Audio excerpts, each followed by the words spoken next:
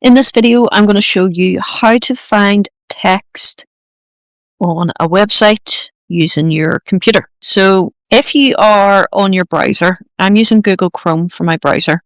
If you need to find a specific word, whether it's on a document or whether it's on a web page, you can easily find a specific word or phrase by doing this. So what you want to do, if you're using Windows PC, you want to hit Ctrl+F at the same time. And if you're on Mac, you want to hit Command+F.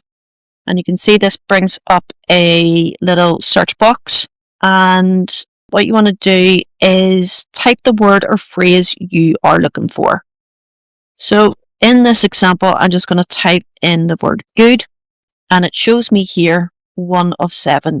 That means the word good has been used in this specific text 7 times. So the browser will highlight all the instances of the word on the page, and you can navigate using the arrows next to the search box to jump between the different locations. So if I click on this, this brings me through each particular time it states the word good. And that's all there is to it.